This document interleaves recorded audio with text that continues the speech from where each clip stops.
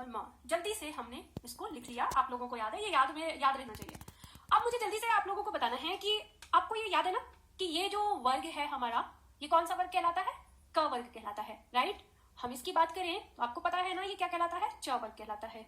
हम फिर इसकी बात करें तो ये ट वर्ग कहलाता है, और इसकी बात करें तो ये हमारा त वर्ग कहलाता है, और इसकी बात करें तो ये हमारा क्या कहलाता है? प वर्ग कहलाता है, राइट। तो ये चीज आप लोगों को पता है। अब अगर हम इसका ऊपर से नीचे देखें तो आपको पता है ये प्रथम वर्ण है, ये द्वितीय वर्ण है, ये तृतीय वर्ण है, ये चतुर्थ वर्ण है, और ये पंचम वर्ण है, राइट। तो ये पंचम वर्ण है हमारा, कौन सा? ये पंचमाक्षर। तो अब आप ना अपने दिमाग में एक छोटी सी कहानी समझ लो इसको समझने के लिए। आपको यहाँ पर समझना क्या है, मैं यहाँ पर 5 उदाहरण ले रही हूँ। जैसे हमने यहाँ पर लिया एक शब्द है हमारा गंगा, उस दिन जो मैंने लिखे थे, यहीं पे हम लिखते हैं शब्द चंचल, शब्द है हमारा कंठ, आपको याद होगा मैंने वर्णमाला में ये सारे लिए थे पहले, और संबंध। आपको पता है 5 बिंदियां हैं यहाँ पर हमारी, 5 अनुस्वार हमारे सामने हैं, ठीक है, 5 अनुस्वार हैं हमारे सामने। और अब हमें ये तय करना है कि इनमें वर्ण कौन सा है। तो हम कैसे पहचानेंगे कि ये जो बिंदी जो अनुस्वार बने हुए हैं ये हमारे कौन से वर्ण हैं? तो हमें इसकी मदद से पहचानना, इसके दिमाग में अपने रखना है। अब यहाँ पर एक बात, ये चीज समझ लीजिए, छोटी सी कहानी आपको बता देती हूँ, अपने जीवन से जोड़ना है। ये अपने अपने परिवार है। कितने परिवार हैं? ये 5 परिवार हैं, क च ट त प। और ये 5 परिवार में 5-5 लोग रहते हैं, और इन 5-5 लोग में क्या है? 2 मम्मी पापा, यानी मम्मी पापा और दादा दादी, और इसके साथ यहाँ पर इनके घर का एक बच्चा। तो इनके घर का बच्चा कौन सा है? तो ये जो पंचमाक्षर है, 5वां वर्ण जो है, ये अपने अपने परिवार का जो है क्या है? एक बच्चा है।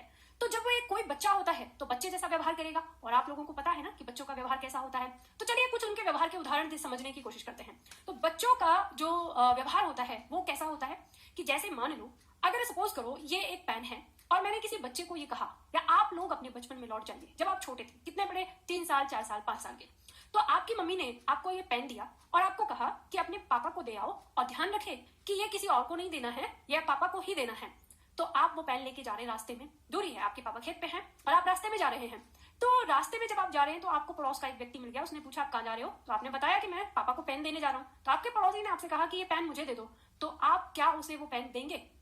आपका जवाब, अब आप लोग मेरे सामने नहीं हो कि आप वो पेन दोगे या नहीं दोगे, पर स्वाभाविक यानी 90%, और कुछ शैतान बच्चे हो सकते हैं जो दे देंगे, लेकिन 99% जो बच्चा है वो अपना पेन नहीं देगा, उस पड़ोसी को बिल्कुल नहीं देगा। क्यों नहीं देगा? क्योंकि उसकी मम्मी ने उसको ये बात कही है कि ये किसी को मत देना है, ये बहुत महत्वपूर्ण पेन है। तो बच्चे की रिस्पॉन्सिबिलिटी वहां पर बनती है कि वो जाके अपने किसको देगा? अपने पापा को ही देगा, क्योंकि वो अपने परिवार को ही जानता है, और वो दूसरे व्यक्ति के बारे में जानता है कि ये मेरे परिवार का नहीं है। तो वो पेन बच्चा उसको नहीं देगा। लेकिन वो थोड़ी दूर चलता है, और थोड़ी दूर बाद उसको उसकी दादी मिल जाती है। उसकी दादी पूछती है कहाँ जा रहे हो? तो दादी को भी बताता है कि मम्मी ने ये पेन पापा को देने के लिए कहा है। तो दादी कहती है कि ला ये पेन मुझे दे दे। तो बताइए देंगे या नहीं देंगे? स्वाभाविक सी बात है कि वो पेन आप तुरंत दे दोगे दादी को, और कहोगे कि चलो पापा को देके आना है। क्यों आपने दादी को दिया? क्योंकि आपको अभी थोड़ी देर पहले ना जो पड़ोस का व्यक्ति मिला था, उसने पेन मांगा था, आपके पास खतरा मंडरा रहा था कि फिर कोई और आ सकता है, इससे अच्छा है दादी को दे दो। तो दादी को क्यों आपने दिया? क्योंकि आप दादी को जानते हैं, पहचानते हैं, वो आपके परिवार की है। अगर खो भी गया और आपसे अगर मम्मी ने पूछा कि पेन कहाँ गया, तो आप सीधा बोलेंगे मैंने तो दादी को दे दिया था। तो यानी आप जब परिवार में होते हैं, आपके परिवार का कोई जिम्मेदार व्यक्ति आपके साथ होता है, तो आप अपनी जो जिम्मेदारी है उसको सौंप देते हैं। तो वैसे ही हर एक बच्चा ऐसा ही करता है जीवन में। तो यानी जब उसके परिवार का व्यक्ति उसके पास होगा तो वो अपनी रिस्पॉन्सिबिलिटी अपने दादी पर, दादा पर, मम्मी पर, पापा पर, अपने परिवार के व्यक्ति पर छोड़ देता है। लेकिन अगर वो अकेला हो घर में तो वो अपनी रिस्पॉन्सिबिलिटी किसी को नहीं देता। उसे पता है क्योंकि उसे कि अगर कोई पड़ोसी आ गया तो वो उसे ले जाएगा, किडनैप हो जाएगा। तो यानी बच्चे इस तरह का व्यवहार करते हैं कि वो अपने परिवार के व्यक्ति पर ही यकीन करता है। तो ये पंचमाक्षर भी वैसे ही करता है। तो अब आपको ध्यान देना है। तो एक उदाहरण आपको ये चीज समझ में आ गया कि बच्चा विश्वास किस पे करता है? अपने परिवार पर करता है। तो वैसे ही ये जो पंचमाक्षर है तो ये भी अपने परिवार पर ही विश्वास करता है, अपनी फैमिली के साथ ही ये अपने आप को सेफ समझता है। अब दूसरा व्यवहार बच्चे का क्या होता है कि जैसे मान लो आप जब छोटे थे, बचपन में थे, और अपने दादाजी के साथ कहीं घूमने जाते थे, तो बताइए आप अपने दादाजी के पीछे पीछे चलते थे या दादाजी आपको अपने आगे आगे रखते थे और दादाजी पीछे चलते थे? तो स्वाभाविक सी बात है, अगर दादाजी आपको अपने पीछे रखेंगे तो उन्हें बार बार पीछे मुड़ के देखना पड़ेगा कि बच्चा कहीं कोई उठा तो नहीं ले गया। इसी वजह से दादाजी हमेशा आपको अपने आगे रखते हैं ताकि आप आगे आगे चले, और आगे आगे आप चलते हैं तो वो पूरे अच्छे तरीके से आप पर नजर रख पाते हैं कि मेरा बच्चा कहाँ पे है, कैसे है। तो वैसे ही ये परिवार भी करता है। ये हमेशा जब भी किसी शब्द में ये जुड़ता है तो ये हमेशा अपने बच्चे को आगे रखता है। तो इससे आपको पहचानना बिल्कुल आसान होगा कि किसी भी अनुस्वार के दादाजी का पता करोगे तो आप उस अनुस्वार के पीछे देखोगे कि उसके पीछे कौन है, उसके परिवार के जो दादाजी है वो कौन है। और आपको ये बात पता है कि 3 साल का 4 साल का बच्चा जब होता है, जब बोलना भी नहीं जानता, तो आप उससे थोड़ी पूछते हो भैया तू किस परिवार का है, तो आप कैसे पहचान लगाते हो, कैसे अनुमान लगाते हो उसकी पहचान का? तो आप ये देखते हो कि वो बच्चा किसके साथ है, वो कौन सी फैमिली का मेंबर है। जिस मेंबर के साथ वो बच्चा है तो स्वाभाविक सी बात है वो उसी परिवार का बच्चा होगा। तो ये जो आपके जीवन के जो कुछ पहलू हैं, कुछ तरीके हैं, उसी तरीके का काम हमारा ये पंचमाक्षर करता है। अब यहाँ पे आपके सामने ये बच्चे हैं 5, राइट? ये 5 बच्चे हैं और इन 5 बच्चों को आपको पहचानना है। तो कैसे पहचानेंगे आप? सीधा सिंपल सा, ये बच्चा आपको दिखाई दे रहा है यहाँ पर। अब इस बच्चे के पीछे के दादाजी आप देख लो, ये बच्चा और इसके पीछे जो दादाजी है वो कौन है? ये ग। तो ये दादाजी हैं कहाँ? यहाँ है। तो ये दादाजी यहाँ है, यानी ये इस परिवार का, तो का परिवार का व्यक्ति है ये, तो का परिवार का व्यक्ति है तो का परिवार का ही बच्चा होगा। तो का परिवार का बच्चा कौन? ये। तो हम इसको किस तरह से लिख सकते हैं? हम इसको इस तरह से लिख सकते हैं, हमें पहचान होगी, ठीक है? अब हम इसमें बात करें, ये है बच्चा और इस बच्चे के पीछे जो दादाजी हैं वो ये है च। तो च वर्ग का है और च वर्ग का बच्चा क्या है? पंचमाक्षर। तो ये दिया है तो हमें पता है कि हम इसको कैसे लिखेंगे फिर, तो हम इसको इस तरह से लिखेंगे। तो ये हमारा, अब हमसे अगर कोई पूछे कि ये अनुस्वार कौन सा है तो हमें पता चल गया कि ये अनुस्वार है। इसी तरह से ये बच्चा और इसके पीछे दादाजी, तो ये कहाँ है? इस परिवार का है, तो इस परिवार का बच्चा कौन सा? ये हो गया। तो आपको पता है आप इसको कैसे लिखते हैं, ठीक है? तो आपको पता चल गया ये बच्चा है। उसी तरह से आपको पता है यहाँ पर दोनों एक साथ बिंदी है लेकिन फिर भी अलग अलग है। अलग अलग क्यों है? आपको पता है कि ये बच्चा और बच्चे के पीछे दादाजी कौन है? ब। तो ब कहाँ है? यहाँ है। तो ब यहाँ है तो इनके परिवार का बच्चा ये, तो आप फिर यहां पर लिखते हैं बच्चा आगे दादाजी पीछे, राइट? फिर ये बच्चा और ये बच्चा या इसके दादाजी यहां पर, तो यहां पीछे आगे आपको पता है कहां है दादाजी? ये ध। और ये किस परिवार का हो गया? तो न, इनके परिवार का बच्चा हो गया, तो आपने यहां पर लिख दिया न, ठीक है? ये जो लोग चलते हैं ना, ये इस दिशा में चलते हैं, ऐसे, ये इस तरह से इनके मुंह होते हैं। तो आपको पता है ये दादाजी और ये इनका बच्चा इनके आगे, ये दादाजी और ये इनका बच्चा इनके आगे, राइट? तो इस तरह से आप इस चीज को समझ सकते हैं। यह आपका पंचमाक्षर होता है और मैंने ये बात आप लोगों को पहले ही बताई कि इनका जो साउंड है वो एक जैसा है लेकिन उच्चारण स्थान अलग अलग होने की वजह से जो ध्वनि है वो अलग रूप में निकलती है, तब हमें अलग सुनाई देती है। और एक होने के कारण ही, क्योंकि इन्हें हम इनको अनुनासिक वर्ण भी कहते हैं, तो अनुनासिक वर्ण हमारे ये है, इसी वजह से हम इनको बिंदी के रूप में लिख पाते हैं। ये प्रूफ करता है, इन 5 को बिंदी के रूप में लिखना ही प्रूफ करता है कि इनका उच्चारण एक जैसा ही है, राइट? तो ये चीज हमें, अब यही कारण था जिस वजह से हमारी हिंदी भाषा में इसे टंकण विधि में क्या दे दिया?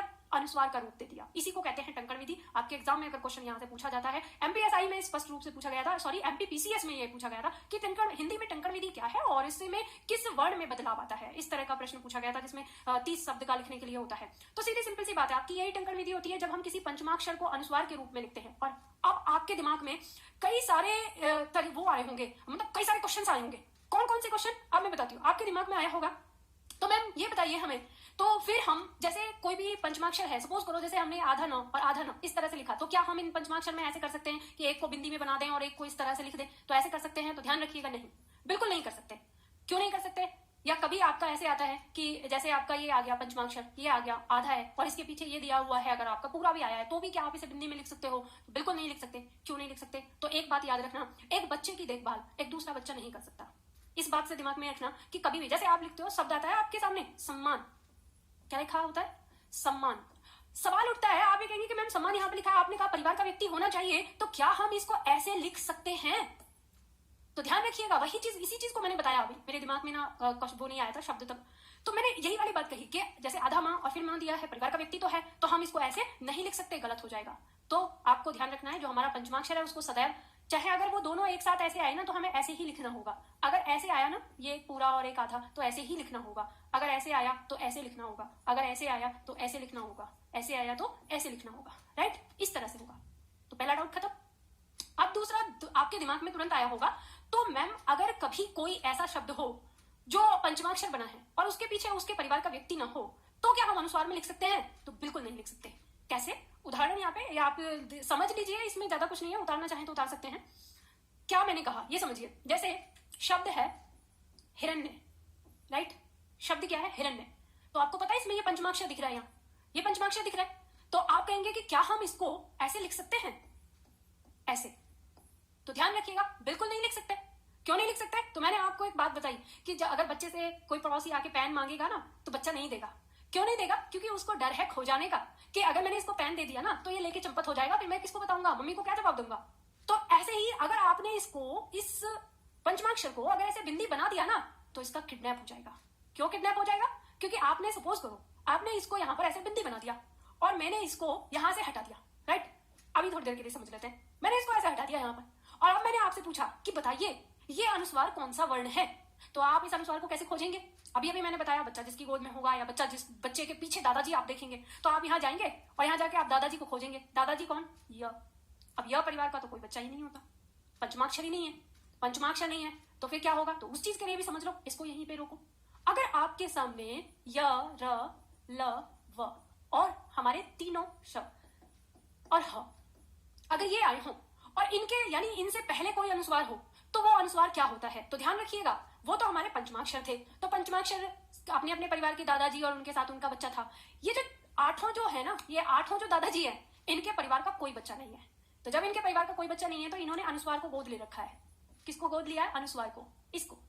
यानी जब भी कभी आपको किसी अनुस्वार के पीछे इन आठों में से कोई दिखाई दे तो आप समझ जाना कि ये जो बिंदी है ये क्या है? ये अनुस्वार है ये। तो बताइए, अभी आपकी आंखों के सामने इसका किडनैप हो गया ना। ये था क्या? ये था हिरण्य।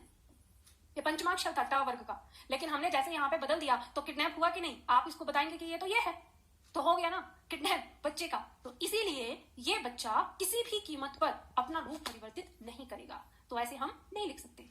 तो हमें ये बात ध्यान रखना है। इसी के साथ साथ अगर हमारा कभी कोई पंचमाक्षर का भी दिया हो, जैसे सपोज करो कि हमारा कोई शब्द है जैसे आधा न है और ये आधा न आया है और इस आधे न के तुरंत बाद कोई मान लो छ लिखा हो, तो ये कभी भी न बिंदी में नहीं बदलेगा।